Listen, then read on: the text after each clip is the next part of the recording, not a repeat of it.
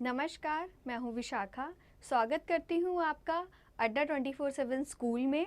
ठीक है, यहाँ पर हम जो है क्लास 9th की पार्ट 2 लिहाजा की ओर को पार्ट को आगे की ओर बढ़ाते हैं। इसके पिछले वीडियो में मैंने आपको इसके लेखक के बारे में, इस पार्ट के बारे में बहुत सारी बातें बताई थी।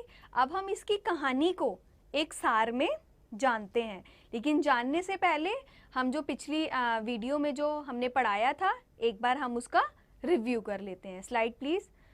यस, तो हम यहाँ पर कक्षा 9वीं की जो आपकी क्षितिज पाठ्य पुस्तक है, उसके गद्य खंड का पार्ट 2 लिहाजा की ओर, जो कि राहुल साकृत्यानंद जी ने लिखा है, उसके बारे में पढ़ेंगे। नेक्स्ट। यस, ये राहुल साकृत्यानंद जी हैं, जिन्होंने की बहुत सारी अपने जीवन में बहुत सारी यात्राएं की, उसका यात्रा वृत्तांत लिखा। और ये जो है यात्रा साहित्य के एक बहुत प्रसिद्ध नेता, बहुत प्रसिद्ध लेखक माने जाते हैं। Next please. हाँ, जैसे कि हमने बताया था कि इनका जन्म का नाम यानी इनका मूल नाम जो है केदारनाथ पांडे था। इनका जन्म जो है 9 अप्रैल 1893 में हुआ था, पंदवा गांव में, जो कि इनका ननिहाल था, इनके नानी का घर था, वहाँ इनकी पैदाइश है ना। पंदवा गांव उत्तर प्रदेश के आजमगढ़ जिले में पड़ता है। उस समय जो है हमारा देश आज़ाद नहीं हुआ था। हमारा देश तो 1947 में आज़ाद हुआ है, लेकिन इनका जन्म कब है? 1893 में। तो उस समय हमारा भारत ब्रिटिश के अंदर आता था, तो ये उस समाज में पैदा हुए थे। अब जो है इनका जो पेशे से ये एक लेखक थे, बहुत अच्छे निबंधकार थे, इतिहासकार थे, एक दर्शन शास्त्री थे और एक बहुविद्यावान थे। इनकी जो राष्ट्रीयता थी, वो नेशनैलिटी जो होती है वो इंडियन थी, भारतीय थी। इनको जो है बहुत सारे पुरस्कार मिले, लेकिन उनमें से कुछ प्रमुख पुरस्कार हैं। 1958 में साहित्य अकादमी पुरस्कार और 1963 में पद्म विभूषण मिला था इन्हें। और जो है इनको प्यार से जो है सब राहुल बाबा के नाम से बुलाते थे। और इनका निधन जो है 14 अप्रैल 1963 में जो है दार्जिलिंग में, जो कि पश्चिम बंगाल में है, वहाँ पर हो गया था। नेक्स्ट स्लाइड की तरफ बढ़ते हैं। जो ये है, जैसे कि मैंने आपको बताया कि राहुल साकृत्यानंद जी जो है हमेशा जो है यात्रा साहित्य के बारे में लिखते थे, विश्व दर्शन के बारे में लिखते थे। इनको हिंदी साहित्य, हिंदी की यात्रा साहित्य के ये पितामह कहे जाते थे। ठीक है, क्योंकि इन्होंने बहुत सारी यात्राएं की और उसके बारे में आकर लिखा अपने लेखक में। और उस मतलब जो भी वो उसमें कंटेंट लिखते थे, मतलब वो ऐसा दृश्य होता था कि पढ़ने वाले को ऐसा लगता था कि वो सच में ही इनके साथ जा रहा है। मतलब ये वहाँ की संस्कृति को बहुत अच्छे से दर्शाते थे। इन्हें जो है हिंदी साहित्य में एक युगांतकारी माना गया था। और इन्होंने तिब्बत से लेकर श्रीलंका तक भ्रमण किया था, और जो है मध्य एशिया से कारकेश तक जो है इन्होंने बहुत सारे यात्राएं की और उससे रिलेटेड यात्रा वृत्तांत लिखे। नेक्स्ट स्लाइड की तरफ चलते हैं। हाँ, जो ये राहुल साकृत्यानंद जी हैं, ये अपने घुमक्कड़ी के लिए बहुत फेमस थे। मतलब हमेशा घूमते फिरते रहते थे। इनके जीवन का मूल मंत्र ही क्या था? सिर्फ घूमना था, यानी हमेशा गति में रहना। ये कहीं भी एक जगह नहीं रुक सकते थे। और जो है ये घूमने को क्या सिर्फ एक चक्कर लगाना नहीं कहते थे, कि इनके लिए सिर्फ घूमना एक चक्कर लगाना नहीं था, बल्कि इनका धर्म था। इसको ये अपना धर्म मानते थे। और जो है ये हमेशा नए नए तत्वों को खोजते थे, और जो है इतिहास में जाकर वहाँ की चीज़ों को देखते थे और उसके बारे में फिर लिखते थे। ठीक है, और एक बहुत प्रसिद्ध यात्राकार ये रहे हैं। Next slide please. हाँ, इन्होंने कुछ मुख्य कृतियाँ लिखी थी, आइए उसके बारे में थोड़ा सा जान लेते हैं। सतमी के बच्चे, जो इनके कहानी संग्रह हैं बहुत फेमस, सतमी के बच्चे, वोल्गा से गंगा, बहुरंगी मधुपुरी और कन्हैला की कथा। कन्हैला वह स्थान है जहाँ जो है इनके पिता का गांव था, जो इनका पैतृक गांव था। ठीक है, तो इन्होंने उसके बारे में भी बहुत अच्छे से लिखा है। इनके कई उपन्यास हैं, 22वीं सदी, जीने के लिए, सिंह सेनापति, जय अध्यय, भागो नहीं दुनिया को बदलो, मधुर स्वप्न, राजस्थान निवास, विस्मृत यात्री और दिवोदस। इन्होंने अपनी कथा को भी, जो अपनी आत्मकथा इन्होंने लिखी, उसको भी बहुत एक अच्छा नाम दिया, मेरी जीवन यात्रा, क्योंकि इन्हें यात्राओं से इतना प्रेम था और ये जीवन को भी एक यात्रा ही समझते थे। अब जो है इन्होंने और भी बहुत सारी जगह यात्राएं कहीं, उसके साहित्य भी इन्होंने लिखे, जैसे लंका, जापान, ईरान, ठीक है, किन्नर देश में, और चीन में क्या देखा, इनकी लद्दाख यात्रा और तिब्बत यात्रा, तिब्बत में 1.25 वर्ष और रूस में 25 मास और घुमक्कर शास्त्र, ये सब इनके यात्रा साहित्य हैं जो इनके द्वारा रचे गए हैं और जो एक सच्ची यात्रा पर निर्भर मतलब हैं, क्योंकि इन्होंने अपनी ये खुद ही घूमने जाते थे और वहाँ जो जो चीज़ें देखते थे उसके बारे में आकर जो है यात्रा साहित्य में लिखते थे। Next slide please. यस, हमने पिछले अपने उसमें भी डिस्कस किया था कि यात्रा के क्या उद्देश्य होते हैं। मतलब अब आपकी भी गर्मी की छुट्टी आने वाली है, आप भी घूमने जाएंगे, है ना।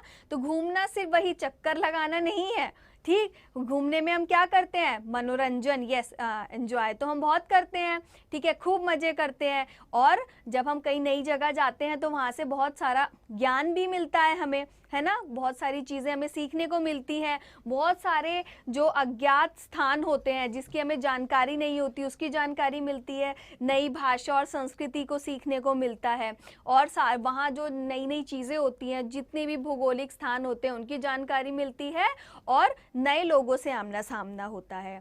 अब सिर्फ यात्रा से सिर्फ इतना ही मतलब नहीं है, हमारे देश के जो ऋषि मुनि थे वो भी यात्रा को अपना जो है महत्व देते थे। और जो है संत ऑगस्टिन ने तो यहाँ तक कह दिया था कि बिना विश्व दर्शन ज्ञान ही अधूरा है, कि अगर आपके पास ज्ञान है लेकिन आपने विश्व के दर्शन नहीं करे तो आपका ज्ञान अधूरा है, क्योंकि हम जितनी नई जगहों पर जाएंगे वहाँ की संस्कृति के बारे में हमें पता चलेगा तो उतना हम नया ज्ञान सीखते हैं। ठीक है, अब आगे की तरफ चलते हैं। यस, तो यहाँ पर जो आपका ये चैप्टर है ल्हासा की और, ठीक है, तो ये किसके बारे में है, एक तिब्बत के बारे में है। तो तिब्बत की जो राजधानी है वो कौन है, ल्हासा। ये आपको जो है तिब्बत में जो एक रेड मार्क है वहाँ पर ल्हासा लिखा हुआ दिख रहा होगा। तो जो ये दिख रहा है तिब्बत और ल्हासा, ये इसी के बारे में कहानी है जो कि हम यहाँ पर पढ़ेंगे। ठीक है, अब जो है अब हम कहानी की तरफ आते हैं। अब कहानी में क्या है कि जो राहुल जी हैं वो अपने दोस्त के साथ, अपने लेखक अपने दोस्त को लेकर जो है ल्हासा की यात्रा करने चलते हैं। उस समय क्या होता है, 1929 और 30 का समय होता है। हमारा देश आज़ाद तो रहता नहीं है और सबकी अपनी अपनी बॉर्डर पे सीमा होती है, तो किसी को भी ऐसे आने दिया नहीं जाता है। तो ये लोग क्या करते हैं, एक छद्म वेश धारण करते हैं। छद्म वेश क्या होता है, जो कि अपना वेश को छुपाकर कोई दूसरा रूप धारण करना। ये दूसरा रूप धारण करके, तो कैसा रूप धारण कर कर ये तिब्बत की सीमा में प्रवेश करते हैं, एक भिखारी का वेश धारण कर कर। ठीक है, क्यों करते हैं, क्योंकि इन्हें पता होता है कि ऐसे हम वेश में जाएंगे तो हमसे ज़्यादा कोई सवाल नहीं करेगा। तो ये दोनों जो है उस वेश में तिब्बत की सीमा में जाते हैं। तो कैसे जाते हैं, जैसे कि आप देख रहे हैं कि अगर हमें भारत से तिब्बत जाना है तो हमें कैसे जाना होगा, नेपाल की तरफ से जाना होगा। तो नेपाल की तरफ से ही रास्ता था, तो ये वहाँ से जाते हैं। और वो जो है एक आम रास्ता था, मतलब उससे सारे व्यापारिक कार्य भी होते थे, लोग भी आते जाते थे, और क्या होता था, उसी से जो है सेना लोग भी आते जाते थे। तो जब ये वहाँ जाते हैं तो क्या देखते हैं कि बीच में बहुत सारे सेना की जो है चौकियाँ होती हैं, वहाँ लोग सेना के लोग खड़े होते हैं, तो वो लोग भी इधर की तरफ से ही जाया करते थे। लेकिन जो है फिर बाद में क्या होता है, जो चीनी चौकियाँ वगैरह होती हैं उन सब में जो है बाद में घर बस जाते हैं, जो कि सारे टूटे फूटे से होते हैं, तो वहाँ के तिब्बतन लोग उसमें रहने लगते हैं। तो जब ये वहाँ जाते हैं तो इन्होंने जो है अपनी यात्रा के बारे में बताया है कि इनकी यात्रा कितनी रोचक होती है, क्या क्या इन्हें परेशानी का सामना करना पड़ा, क्या क्या चीज़ें इन्हें अच्छी लगी। ठीक है, और तिब्बतन समाज के बारे में बताया है, जो कि उस ज़माने में 1929 और 1930 में एक बहुत अच्छा वहाँ का समाज हुआ करता था। वहाँ पर छुआछूत, जात बिरादरी ये कुछ भी नहीं होती थी। ठीक है, और वहाँ पर जो है औरतों में पर्दा प्रथा भी कुछ नहीं था। और वहाँ की सबसे ज़्यादा फेमस क्या चीज़ है, तिब्बतन चाय, है ना, जो कि हमारी चाय से बहुत अलग है। हम तो अपनी चाय में पानी डालते हैं, दूध डालते हैं और चीनी पत्ती डालते हैं और जो है चीनी डालते हैं, ठीक है, तो ये सब कुछ डालकर बनाते हैं। लेकिन वहाँ की चाय कैसे बनती है? वहाँ की चाय जो है क्या कहते हैं, मक्खन, सोडा और नमक से बनाई जाती है। और सब लोग अपना जो है चाय बनाने का सामान अपने साथ लेकर चलते हैं और किसी भी घर में घुसकर जाकर चाय बना लेते हैं, ठीक है। और वहाँ पर ये भी कोई संदेह नहीं किया जाता कि कोई बाहर का आ रहा है। अगर घर में सिर्फ बहू या सास है तो आप उससे भी जाकर अपनी चाय बनवा सकते हैं। और अगर आपको उन पर 1% भी विश्वास ना हो तो उसके चौके तक जाकर और अपना मक्खन, वो आपका मक्खन कितना डाल रही है, कहीं वो आपका मक्खन या आपका नमक चुरा तो नहीं रही है, इस चीज़ का भी ध्यान रखा जा सकता है। वहाँ सिर्फ जो है, जो बहुत ज़्यादा भीख मंगे होते हैं, एकदम निम्न श्रेणी के भीख मंगे होते हैं, थोड़ा उनसे थोड़ा लोगों को डर रहता है कि कहीं ये घरों में घुसकर चोरी चकारी ना कर लें। वैसे बाकी और वहाँ पर कोई ऐसा डर नहीं है। तो ऐसे ही जो लेखक हैं, जो अपने मित्र के साथ ऐसे ही जाते हैं, तो एक जगह घर में जाकर वो अपने लिए चाय बनवाते हैं। Next slide please. हाँ, तो चाय बनवाते हैं तो जो है उनको चाय कैसी परोसी जाती है, वो महिला कैसी चाय परोसती है, जैसे आपको ये बर्तन दिखाई दे रहा है ना, ये टोटीदार ऐसे ही, जिसको हम केटल कहते हैं, वहाँ पर ऐसी केटल यूज़ होती है।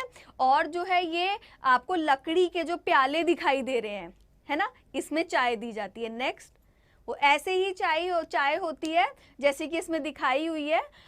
उसमें खूब सारा जो है मक्खन डला होता है और वो नमक की चाय होती है। तो वो दोनों जाते हैं और उस चाय का आनंद उठाते हैं और जो है उसके बाद अपने रास्ते पर चल देते हैं। जब उस रास्ते पर वो चलते हैं तो बाकी सब कुछ देखते हैं कि कैसा तिब्बतन समाज है, क्या आसपास हो रहा है, कैसी पहाड़ियाँ हैं, सब कुछ है। फिर चलते जो है वो एक चीनी किले के पास पहुंच जाते हैं, जहां पहले तो सैनिक वगैरह रहा करते थे, लेकिन अब जो है वहां पर एक बसेरा हो गया है। आम तिब्बतन लोग जो है वहां पर वो रहने लगे हैं।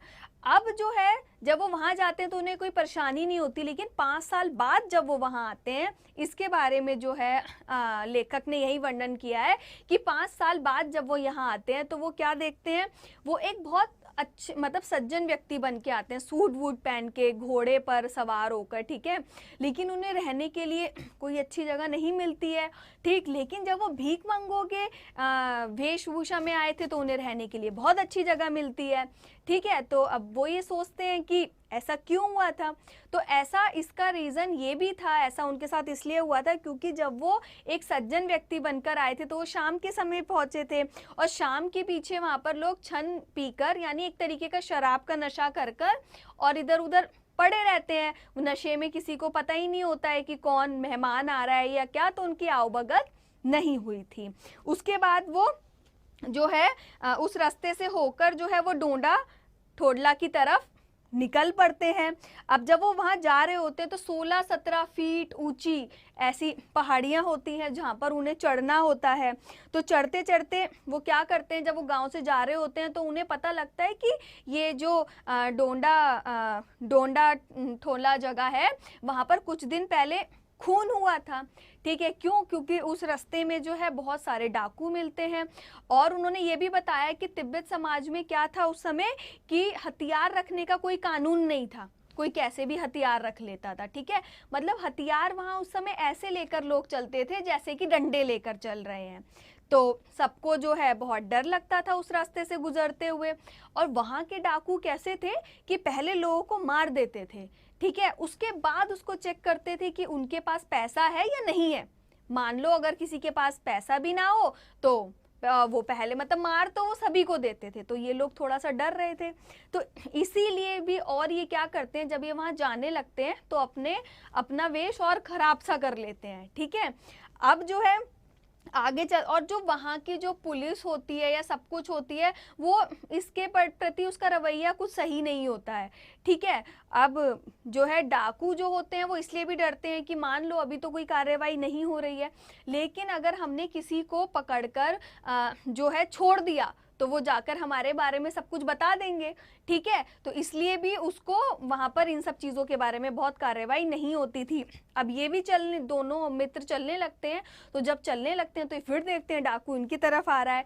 तो ये इन्होंने भीख मंगे का तो वेश बना ही रखा होता है, तो ये उनके सामने जो है खड़े होकर और जो अपनी टोपी उतार कर जो है उनसे भीख मांगने लगते हैं, कि मतलब वहाँ पर ऐसे कूची कूची कहकर भीख मांगते हैं, यानी दया दया, कूची कूची का मतलब होता है दया दया करो। तो वो डाकू लोग इन्हें छोड़ देते हैं, फिर ये आगे की तरफ बढ़ते हैं। अब लेकिन जो अब इन्हें जहाँ जाना था, जो लंगौर जगह थी, तो वहाँ का रास्ता बहुत कठिन था। तो अब इन दोनों ने सोचा कि भाई जो 17-18 हज़ार फीट की जो ऊंचाई है वो हम कैसे करेंगे। तो जो है ये हमारे लेखक जो हैं वो सुमिति से, यानी जो इनका जो बौद्ध दोस्त है, जो एक भीख मंगा है इनके साथ गया है, उनको ये सुमिति कहकर पुकारते हैं। तो वो कहते हैं कि भाई अब तो हमें घोड़े का इंतज़ाम करना पड़ेगा। तो जो है ये लंगौर जाने के लिए 2 घोड़ों का इंतज़ाम किया जाता है, ठीक है। तो जब ये घोड़ों पर बैठकर जो है वहाँ जा रहे होते हैं, तो दूसरे दिन तो ये क्या देखते हैं, बहुत सुंदर सुंदर वादियाँ हैं, ठीक है। और जो है पहले एक जगह रुककर जो है चाय पीते हैं, फिर दोपहर में ये ऊपर जाते हैं, मतलब समुद्र तल से कम ये 16-17 हज़ार फीट जो है ऊपर की तरफ जाते हैं। अब जाने के बाद जो है इन्हें दक्षिण दिशा में जो है बहुत सारे पहाड़ दिखते हैं, मतलब इन सब का आनंद लेते लेते एक मंदिर दिखाई देता है, जहाँ पर जो है बहुत सारे जानवरों के सींग, फूल, पत्तियाँ, ये सब कुछ लगी होती हैं। तो एक नया ज्ञान मिला इन्हें यहाँ से कि देखो अब हम अपने इधर के मंदिर देखते हैं तो क्या वहाँ कहीं सींग लगे दिखाई देते हैं? नहीं, भारत में तो मंदिर में घंटियाँ है ना और झंडे ये सब लगे होते हैं, लेकिन वहाँ पर क्या क्या लगे थे, जो है सींग लगे थे और झाड़ियाँ लगी थी, इन सब चीज़ों से सजाया गया था। उसके बाद जो है जब ये चल रहे होते हैं तो इनका घोड़ा जो है फिर धीरे चलने लगता है। अब जो इनका दोस्त सुमिति होता है उनका तेज चल जाता है। अब आगे जाके लेखक भटक जाता है, 2 रास्ते होते हैं, तो जो है इन्हें जाना सीधे में होता है लेकिन ये उल्टे की तरफ चले जाते हैं। जब देखते हैं वहाँ कोई दिख ही नहीं रहा है, तो क्योंकि इनके पीछे 2-4 लोग और आ रहे थे, अब ये अपने आप को अकेला समझते हैं, तो ये किसी से रास्ता पूछते हैं, तो वो इन्हें कहता है कि आप गलत रास्ते पे आ गए, आप सीधे रास्ते पे जाइए, आप बाएं मुड़ गए हैं, आपको दाएं मुड़ना था। तो ये जो है वापस जाते हैं। अब जब वापस जाकर देखते हैं तो जो सुमिति होते हैं वो मुंह फुलाए बैठे होते हैं, ठीक है, कि भाई मैं इतनी देर से तुम्हारा इंतज़ार कर रहा हूँ, तुम कहाँ रह गए थे।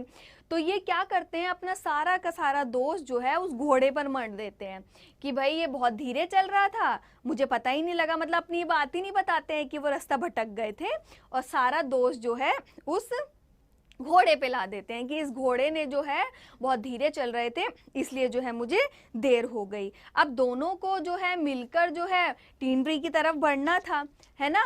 जब वो उस तरफ बढ़ जाते हैं, दोनों जो है वहाँ से जाने लगते हैं। तो जब दोनों वहाँ से उस तरफ जाने लगते हैं तो जो सुमिति होता है उसको क्या करना होता है, उसने जो है कपड़े की बत्तियाँ बनाई होती हैं। ये तिब्बतन समाज में माना जाता है कि कपड़े की बत्तियाँ, एक तरीके से छोटे छोटे से कपड़े पर मंत्र लिखे जाते हैं और वो विशेष के तौर पर सबको बांटे जाते हैं। कुछ मन्नत पूरी होने जैसा उनका कोई जो है मान्यता होती है, तो सुमिति को वो सब बांटने होते हैं। तो वो जो टिहरी जा रहे होते हैं, टीनरी, तो वहाँ पर कुछ लोगों को बांट देते हैं, लेकिन अभी बहुत सारी बची होती है। तो जो है जो लेखक हैं वो इन्हें कहते हैं कि अब एक काम करो, अब तुम ये यहाँ मत बांटो, अब जब तुम्हें आगे लोग मिलेंगे वहाँ बांटना, और अगर तुम ऐसा करते हो तो मैं लहासा पहुँचकर तुम्हें कुछ पैसे दे दूंगा, ठीक है। तो अब भाई वो तो इसका दोस्त थोड़ा सा भिखारी किस्म का होता है, तो पैसों के लिए मान जाता है, और फिर वो दोनों मिलकर कहाँ चलते हैं, शेखर विहार की तरफ बढ़ते हैं। तो जब ये लोग शेखर विहार जाते हैं तो शेखर विहार में जो है एक और भिक्षुक मिलता है। अब शेखर विहार में क्या दिखाया गया है कि वहाँ पर बहुत जमींदारी प्रथा है, ठीक है, जागीरदार लोग रहते हैं, ठीक है। और वहाँ पर जो है जो एक जगह का जो एक भिक्षुक होता है जो उसकी चौकीदारी करता है, उसको एक ऐसे अधिकार प्राप्त होते हैं जैसे कि किसी राजा महाराजा को होते हैं, ठीक है। तो वो उसके पास पहुंच जाते हैं। वहां पहुंचने के बाद जो है बहुत सारे वहां पर मठ वगैरह होते हैं, वो सब देखते हैं। सब कुछ देखने के बाद जो है वो दोनों लोग वहां पर मतलब जो भिक्षु होता है नमसे के पास वहां पहुंच जाता है। जो मठ वगैरह होते हैं वहां पर कम से कम 103 पोथियां होती है, मतलब किताबें होती हैं। तो लेखक तो बौद्ध धर्म में उनका विश्वास था ही, है ना, तो वो वहीं रुककर उन पोथियों को पढ़ने लगते हैं, अपने आप ज्ञान का अर्जन करने लगते हैं। तो फिर सुमिति जो है उनसे कहीं जाने के लिए कहते हैं, ठीक है। तो वो इतना उन पोथियों में रम गए होते हैं, उन किताबों में रंग गए होते हैं कि जो है वो सुमिति को कह देते हैं, ठीक है, तुम्हें जो अपनी जो बांटना था, जो कपड़े की बत्तियां थी, ठीक है, तुम बांटने चले जाओ, ठीक है। जब वो उसको ऐसा कह देते हैं फिर वो सोचते हैं अरे इसको तो कम से कम 2-3 दिन लगेगा। लेकिन क्या होता है कि वो बहुत जल्दी, वो दोपहर तक जो है वापस आ जाते हैं। जो उनका दोस्त होता है वो लेखक के, सुमिति जो है वो लेखक के पास वापस आ जाते हैं। और जो है फिर वहाँ से वो दोनों अपना अपना सामान लेकर, और भिक्षु जो नमसे थे, जो कि एक राजा, जो जागीरदार लोगों की तरह रहते थे और उनका वहाँ पर बहुत चलता था, उनसे विदाई लेकर अपना आगे की ओर बढ़ देते हैं। तो इसमें ये कहानी का सार है, जो कि इन्होंने लहासा की और लहासा के सैर पर गए हैं, तिब्बत घूमने गए हैं, तो तिब्बत का कैसा समाज है, क्या क्या वहाँ पर प्रथा है, तो ये सब इन्होंने इस कहानी में बताया गया है। ठीक है, तो आगे हम जो है इस पाठ को जो है बुक में से पढ़कर और इसके एक एक शब्दों का मैं अर्थ बताकर आपको समझाऊंगी। ठीक है, अभी मैंने आपको पाठ का सार बताया है, तो तब तक आप एक बार अपने पुस्तक में से इस पाठ को पढ़ लें, और जो भी आपको नए शब्द या कहीं भी कठिनाई हो रही है तो वो आप मुझे अगली वीडियो में कमेंट कर कर या इस वीडियो में कमेंट कर कर पूछ सकते हैं। ठीक है, तो तब तक आप इस पाठ को पढ़िए, हैं, हम आगे प्रस्तुत होते हैं अपनी अगली वीडियो के साथ। तब तक के लिए नमस्कार।